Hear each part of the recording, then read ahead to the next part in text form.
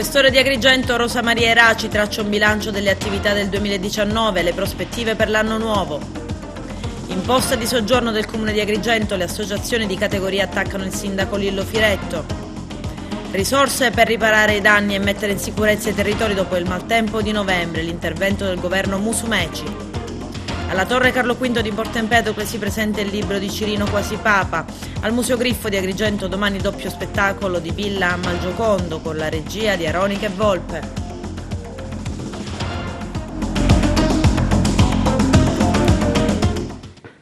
Bentrovati gentili telespettatori al nostro appuntamento con l'informazione. Il questore di Agrigento, Rosa Maria Eraci, traccia un bilancio consuntivo delle attività della Polizia nel 2019 e le prospettive per l'anno nuovo. Il nostro direttore Arturo Cantella.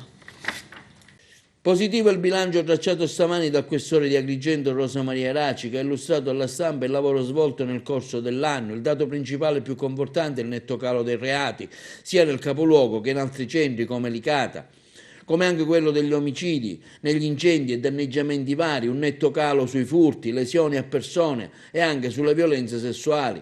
Agrigento registra rispetto alla media nazionale, che è quella del 4%, si attesta al 2,64%. I controlli effettuati dalle volante sono notevolmente aumentati e anche sulle persone stesse, più 22.000, e quelli fatti presso le civili abitazioni, più 12.000 circa.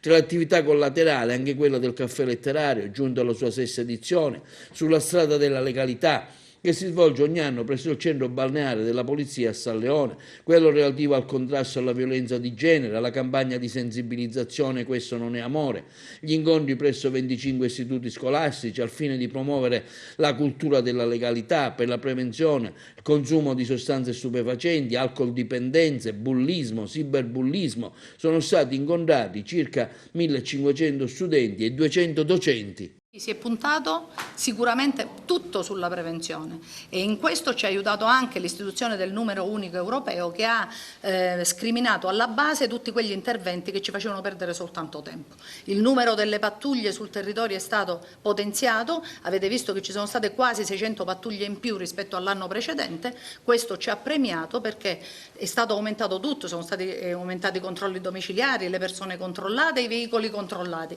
Ciò ha determinato sicuramente un calo dei reati che ci fa, sulla base dei dati statistici, ci fa considerare la provincia più sicura, almeno a livello regionale, e questo lo dice il Sole 24 Ore con le statistiche ufficiali che ha presentato. Siamo provincia prima per sicurezza e giustizia, quindi un plauso va anche all'autorità giudiziaria, che ha assestato duri colpi alla criminalità di questo territorio e che giornalmente si impegna per produrre sicurezza. Il sforzo è stato molto intenso, ci ha visti presenti giorno e notte nelle zone centrali e in quelle periferiche in cui insistono le nostre strutture territoriali, i commissariati di pubblica sicurezza, e quindi ci ha premiato perché c'è un calo della delittuosità notevole, sia dei reati predatori, sia degli omicidi, sia dei danneggiamenti e degli incendi, soprattutto, che era una piaga che noi sappiamo essere molto efferata, soprattutto in alcune parti del nostro territorio. Il controllo del territorio è aumentato notevolmente. Il controllo del territorio, l'ho detto, è aumentato e quindi in seguito al controllo del territorio sono aumentati tutti quelli che sono tipiche attività di controllo del territorio, quindi controllo domiciliare, che ha permesso quindi di controllare 12.000 volte in più le persone rispetto all'anno precedente. Anche questo è un dato che ci soddisfa molto.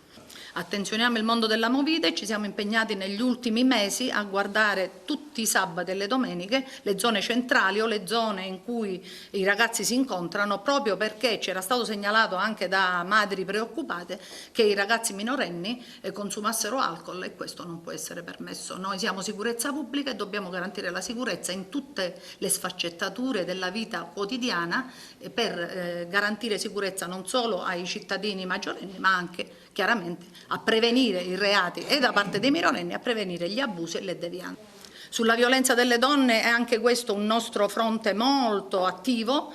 La divisione anticrimine della Questura di Agrigento ha condotto e portato a termine non solo a livello di pubblicità nelle scuole e nei vari convegni, ma ha portato a termine tutta una serie di progetti che hanno permesso a tante donne di uscire dall'incubo quotidiano in cui vivevano e vedere una luce in fondo al tunnel. Infatti sono stati aumentati gli ammonimenti in maniera esponenziale. Tanta gente è venuta poi successivamente a ringraziarci perché era uscita da un incubo e aveva sottratto anche i figli a situazioni di violenza che avrebbero sicuramente non permesso uno sviluppo psicofisico adeguato.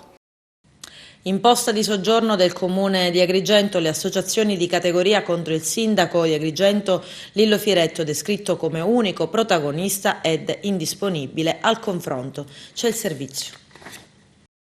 Il ricavato della tassa di soggiorno nel 2019 non è al momento spendibile perché non è stato ancora approvato il bilancio di previsione 2019. Lo ha più volte ribadito il sindaco di Agrigento Lillo Firetto, ma questo lascia perplessi Confcommercio, Confesercenti, CNA, Confartigianato, Consorzio Turistico e le strutture ricettive del comune di Agrigento, che affermano: in occasione della conferenza di presentazione delle iniziative per il Capodanno, il sindaco Firetto ha dichiarato che il concerto di Capodanno è stato organizzato anche con i proventi dell'imposta di soggiorno. Il sindaco da oltre un anno prosegue, non ha fatto finta di nulla, conservando un tesoretto e lasciando non soltanto gli operatori all'oscuro sulla destinazione, ma facendo covare il sospetto che tali introiti siano fortemente indirizzati più ad una campagna di immagine personale in vista delle elezioni che alle reali necessità del territorio. Nonostante Confcommercio, Confesercenti, CNA, Confartigianato, Consorzio Turistico e le strutture ricettive del Comune di Agrigento abbiano in questi anni tentato di partecipare alla programmazione e al monitoraggio degli utilizzi delle risorse provenienti dalla tassa di soggiorno, indicando anche i componenti che avrebbero dovuto rappresentare gli operatori di settore nell'organismo permanente da istituire, così come dal regolamento comunale, l'amministrazione non ha mai dato seguito a tale istituzione, né ha mai in alcun modo dato conto degli introiti derivanti dalla tassa di soggiorno riscossa in questi anni, ne ha dato conto dell'utilizzo delle risorse derivanti dalla tassa di soggiorno, così impedendo e sottraendosi di fatto al controllo da parte degli operatori del settore, concludono Francesco Picarella, Vittorio Messina, Emanuele Farrugia e Alfonso Russo. Il candidato sindaco di Agrigento Franco Miccichè invita i giovani emigrati dalla città in fuga forzata, scrive, ad andare domani sabato 29 dicembre al suo comitato elettorale al Viale della Vittoria 315. Miccichè li attende dalle ore 18:30 in poi e spiega: con questi ragazzi momentaneamente rientrati ad Agrigento per le vacanze di Natale voglio concordarmi e coordinarmi per costruire insieme un gruppo aperto su internet che possa mantenere un contatto costante per lo sviluppo della società agrigentina e proporre iniziative per migliorare così i livelli di qualità della vita della città e rendere Agrigento più vivibile. Agrigento è meno lontana, i lavori del raddoppio della carreggiata della 640, la strada degli scrittori, hanno raggiunto un avanzamento del 75%, adesso si lavorerà all'innesto con la 19, la Palermo-Catania, Caltanissette, il passaggio dei lavori della CMC di Ravenna al Consorzio Italia. Sentiamo. Posso ben dirlo, abbiamo rianimato un cadavere perché era un cantiere che era morto con mille difficoltà e che oggi piano piano ha cominciato a rivivere e adesso è diventato di nuovo in forza. Abbiamo riportato tanti imprenditori a rilavorare di nuovo, pagandoli, perché è anche questo il grande dato, nessuno sta più lavorando prendendo praticamente debiti sulle spalle, ma invece vengono pagati come è giusto che sia e abbiamo finalmente portato. Col fondo salva opera andremo a risarcire il 70%, lunedì va in pubblicazione. Cominciamo a fare il riparto delle somme già nei primi di gennaio, il 20 di gennaio facciamo il primo riparto per i 12 milioni del 2019, il 1 di marzo invece facciamo il riparto per i 33 milioni del 2020, quindi già cominciamo a rifondere, anche se parzialmente, tante aziende che anche a conduzione familiare che aspettano una boccata d'ossigeno non indifferente. Abbiamo riavviato anche lì un percorso. Io devo dire che questo è stato merito sia di questo governo che anche di quello precedente e ha un unico comune denominatore, il Presidente Conte, perché sul Fondo Salva Opere sicuramente se c'è un grande protagonista è stato lui, quello che venendo qui a proposito dei cantieri di Caltanissetta si è inventato questa modalità di aiuto alle imprese ed è diventata chiaramente realtà. Poi quando io sono arrivato al Ministero ovviamente quel decreto era messo lì che prendeva polvere su una scrivania, abbiamo tirato fuori con grande impegno e abbiamo portato a casa. Quindi questo credo che sia davvero un grande lavoro di squadra che abbiamo fatto tutti insieme e sono contento. Nonostante le rassicurazioni di ANAS sul completamento entro il prossimo mese di febbraio del viadotto Petrusa, le 47 famiglie residenti nel quartiere periferico temono ulteriori ritardi nella realizzazione dell'infrastruttura. La durata prevista dei lavori era stata di 300 giorni e il nuovo ponte che collega Agrigento e Favara doveva essere pronto per l'11 novembre scorso. Ormai il Natale è passato, speriamo che sia ultimato per Pasqua, dice il presidente del comitato di quartiere Giuseppe Di Marco. L'assenza del viadotto demolito circa 3 anni fa comporta in quel tratto di strada una lunga deviazione che secondo i residenti provocherebbe alle famiglie un incremento nelle spese di carburante. Gli stessi nei mesi scorsi hanno citato in giudizio ANAS per il risarcimento dei danni. Novembre è stato un mese nero per gli agricoltori e non solo a causa del maltempo, strade stracolme di fango e danni in ogni dove. Il governo Musumeci ha deciso di dichiarare lo stato di calamità e di avanzare conseguentemente all'esecutivo centrale la richiesta dello stato d'emergenza che consentirà di ottenere le risorse necessarie a riparare i danni subiti e a mettere in sicurezza i territori, i particolari nel servizio. Gli eventi meteorologi che hanno messo in ginocchio gran parte del territorio siciliano nel mese di novembre sono stati di straordinaria eccezionalità. Per questo motivo la giunta della regione siciliana, guidata dal presidente Nello Musumeci, ha deciso di dichiarare lo stato di calamità per i danni causati dal maltempo sull'isola e di avanzare al governo nazionale la richiesta dello stato di emergenza. Le zone più colpite sono quelle dell'Agrigentino, oltre al capoluogo, Cammarata, Licata, Palma di Montechiaro, Porto Empedocle, Racalmuto e Ribera. La stima dei danni, afferma il governatore Nello Musumeci, è ancora in corso anche perché si attendono le valutazioni definitive da parte delle amministrazioni locali, ma c'è l'assoluta esigenza di ripristinare ovunque condizioni che consentano un ritorno alla normalità, eliminando ogni ulteriore situazione di rischio per le popolazioni. Si tratta di aree particolarmente vulnerabili per le quali non vanno lesinate risorse. Gli interventi dovranno essere tempestivi e soprattutto risolutivi. Tecnicamente la giunta di Palazzo d'Orleans ha chiesto per i nuovi territori colpiti l'estensione della dichiarazione dello stato di calamità deliberata a novembre, sollecitando la relativa dichiarazione dello stato di emergenza alla Presidenza del Consiglio, che deve stabilire anche la relativa copertura finanziaria. Una delle città maggiormente colpite dal maltempo è stata Licata, dove si sono allagati scantinati, negozi e abitazioni e si sono registrati seri danni alle produzioni agricole, una situazione di grave difficoltà che ha spinto anche il ministro degli affari esteri, Luigi Di Maio, a programmare a Licata una tappa del suo tour siciliano. Il continuo mutare delle condizioni climatiche, aveva detto il ministro Di Maio in visita al municipio di Licata, ci impone di intervenire come governo centrale e non solo per affrontare le emergenze, ma per investire sulle infrastrutture.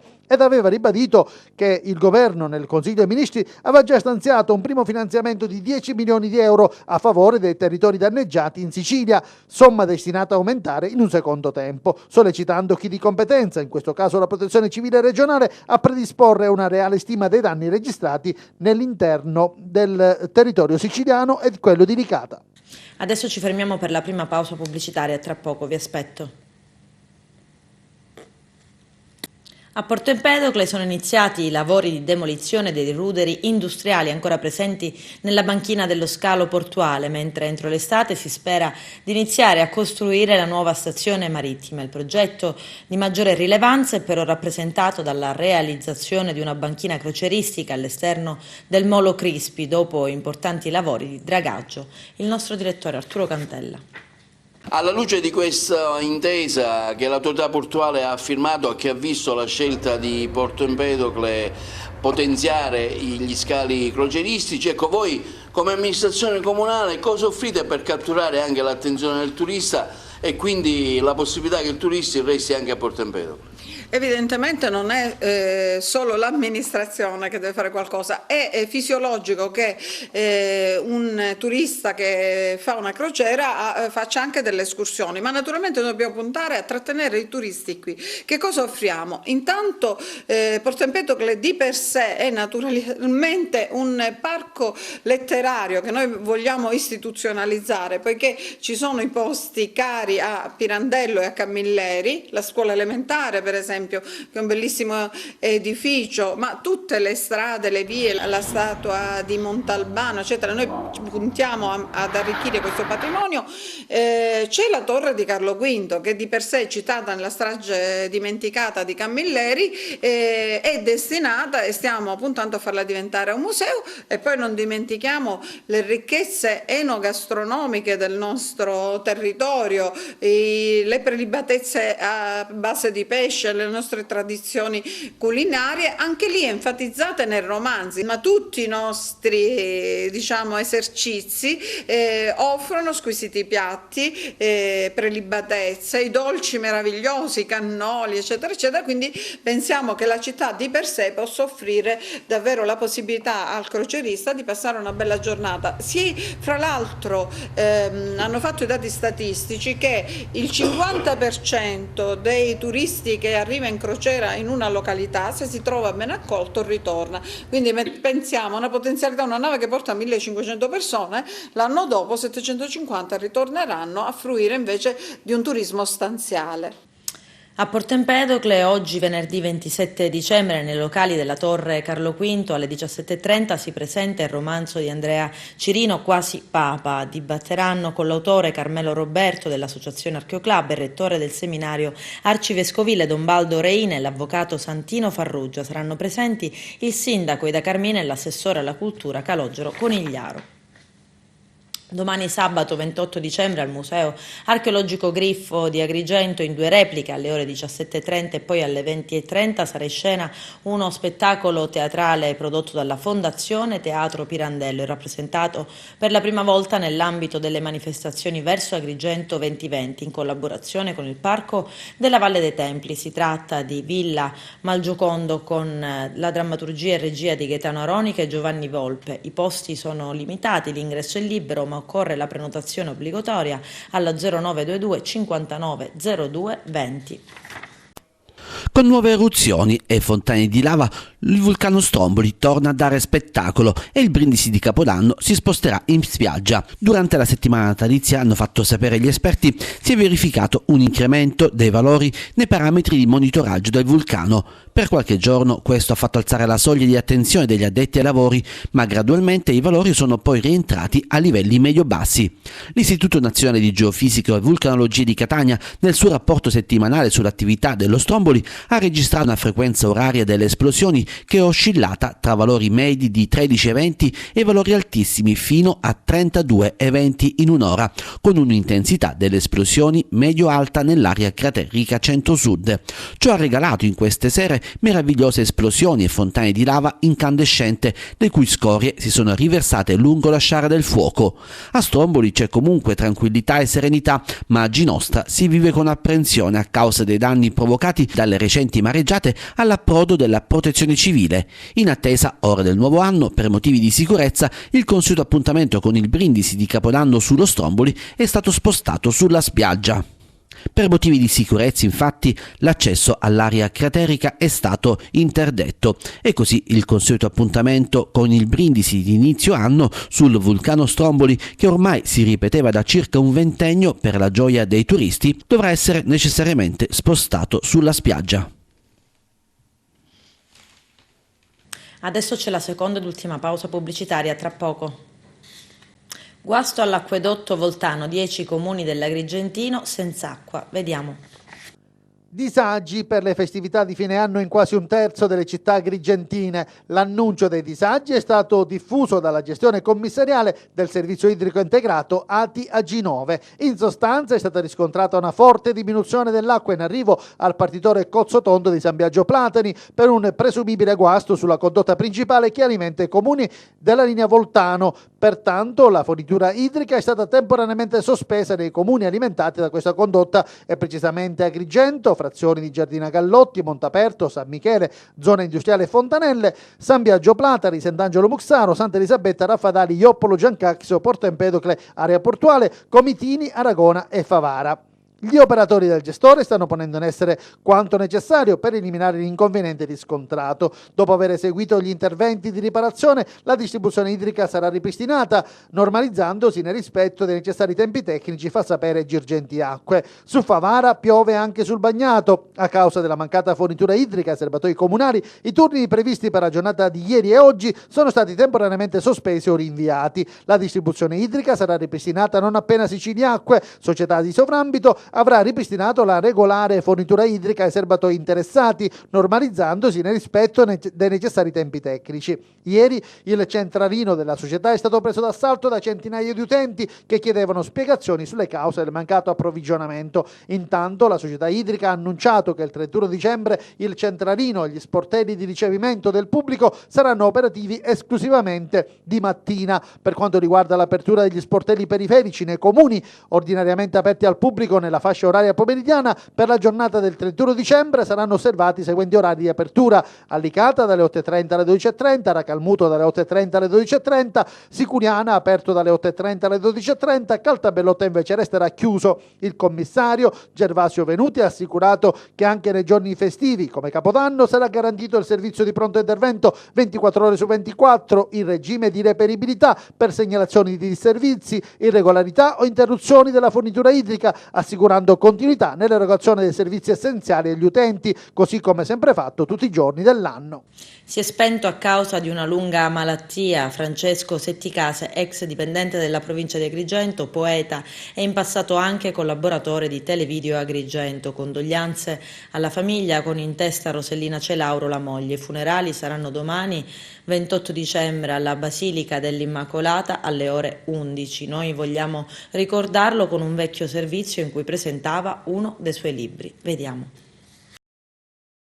Potremmo definirlo una polifonia di parole, di emozioni e messaggi. Il libro presentato ieri a Casa San Filippo, che raccoglie le poesie di Lia Lobue e Franco Setticasi, una esperienza letteraria nella quale i due autori rimangono distinguibili, seppur esprimendosi in una sintesi che ne smussa la soggettività e riesce a dare vita ad un connubio di bellezza e armonia. Come nasce intanto l'incontro tra Lia Lobue e Franco Setticasi? L'incontro nasce 5 anni fa, quando assieme abbiamo fatto un corso di scrittura creativa con Beatrice Morroi. Ci siamo conosciuti, abbiamo scoperto la nostra comune passione per la poesia e abbiamo iniziato a scambiarci dei testi. E così ci siamo conosciuti da un punto di vista poetico. Non solo ci siamo scambiati testi, abbiamo cominciato a commentarli e data poi l'amicizia che si è sviluppata, una vera e propria amicizia, ci siamo permessi pure da giudicarli i testi. E dopo aver fatto per diverso tempo questo lavoro di scambio e di giudizio sulle nostre poesie, abbiamo deciso di mettere assieme questi testi che ci eravamo scambiati e farne un libro in comune, ovviamente approfondendo ulteriormente la qualità della lingua, cercando di trovare uno stile che fosse omogeneo e anche quindi un tema. Ognuno di voi ha comunque dovuto rinunciare a qualcosa per integrarsi con l'altro? Sì, faccio presente che raramente un poeta rinuncia alle sue poesie, rinuncia ai suoi versi, a quelli che ritiene le sue parole più belle o frasi più belle. Però frequentandoci abbiamo scoperto cosa ci accomunava poeticamente e cosa ci divideva, e alla fine abbiamo deciso di mettere da parte ciò che ci divideva e privilegiare ciò che ci accomunava poeticamente e farne la base per questa esperienza. Quali sono le tematiche che trattate, comunque che troveremo in questo libro di poesie? Le tematiche sono tante: l'amore, il dolore, il rimpianto, l'abbandono, però il tema profondo dell'amore è la ricerca della felicità. Cioè, difatti noi invitiamo gli uomini a sognare, perché se non si sogna non c'è più niente. Sognare significa sperare di vivere felice. Addirittura c'è una poesia intitolata Proteggiamo i sogni, che ci permettono di volare alto e di sperare. È stato per 8 anni l'allenatore della Fortitudo Agrigento. Oggi Franco Ciani dovrà fare i conti con un esonero, sì, perché Montegranaro ha scelto di cambiare coach. L'allenatore che all'ombra della Valle dei Templi ha messo in fila record e vittorie non è più l'allenatore della Poderosa. L'avventura di coach Ciani è durata 5 mesi. Esperienza e cultura cestistica non sono bastati. Coach Ciani saluta Montegranaro. Venute meno, scrive la società in una nota, le prospettive del progetto delineato la scorsa estate e visto una situazione di classifica fattasi preoccupante, la società ha deciso a malincuore di optare per questa scelta, pur non addossando all'allenatore udinese tutte le responsabilità del deludente inizio di stagione. La Poderosa tutta augura a Ciani, professionista di esemplare dedizione al lavoro, tutte le migliori fortune personali e professionali per il prossimo futuro. Con questo è tutto, termina qui l'edizione del telegiornale. Grazie per la gentile attenzione e per essere stati con noi. A presto.